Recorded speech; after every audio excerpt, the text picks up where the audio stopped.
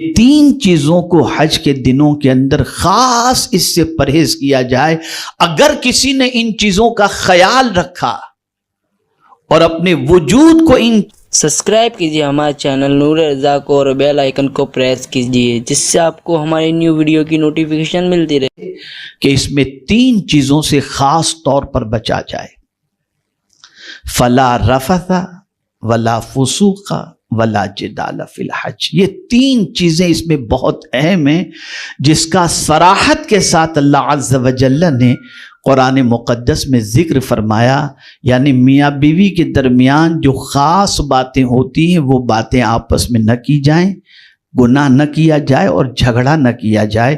یہ تین چیزوں کو حج کے دنوں کے اندر خاص اس سے پرہیز کیا جائے۔ اگر کسی نے ان چیزوں کا خیال رکھا اور اپنے وجود کو ان چیزوں سے بچائے رکھا اور اس نے حج ادا کیا تو رسول گرامی وقار صلی اللہ علیہ وسلم فرماتے ہیں کہ حج مبرور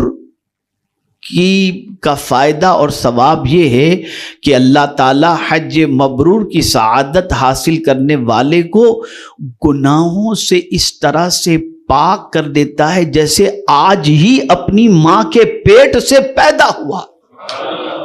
میں تو اس مثال کو دیکھتا ہوں تو میرے رونگٹے کھڑے ہو جاتے ہیں کہ ایک پیدا ہونے والا بچہ جس کے جسم پر گناہ کا ایک دھبا بھی نہیں رہتا، اگر حج اللہ قبول کر لے تو اللہ اس کے گناہوں کو اس طریقے سے اتار دیتا ہے اس کی زندگی سے۔ کتنی عظیم مثال ہے۔ اور پھر یہاں یہ بھی بتا دوں کہ اگر کوئی حاجی عرفات کے میدان میں پہنچ کر کے بھی شک کے اندر گرفتار ہو جائے کہ میرے گناہ معاف ہوں گے کہ نہیں ہوں گے، یہ اس دن کا سب سے بڑا گناہ ہے۔ کانفیڈنس رکھو کہ میرا مولا آج ضرور مجھے معاف فرمائے گا، یقیناً مجھے معاف فرمائے گا۔ اور میرے پیارے آقا صلی اللہ علیہ وسلم کے پیارے دیوانوں، حج مبرور کا صلہ، اس کا بدلہ اللہ کے رسول صلی اللہ علیہ وسلم کیا فرماتے ہیں؟ اس کا صلہ ڈائریکٹ جنت ہی جنت۔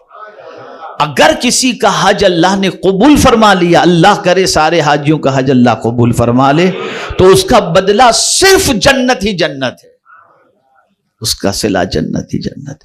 اسے معمولی سفر نہ سمجھو، کھیل کود کا سفر نہ سمجھو، کیا آئٹم ٹور والا تو کھلائے گا یہ سفر نہ سمجھو، کہاں رکھے گا بہت زیادہ لیوش کے انداز میں نہ سمجھو۔ میں بڑی معذرت کے ساتھ عرض کرتا ہوں، حرم شریف کے قریب رہنے والے جتنا حرم میں نہیں جاتے اتنا حرم سے دور رہنے والے حرم کے اندر جاتے ہیں۔ یہ میرا اپنا آبزرویشن ہے۔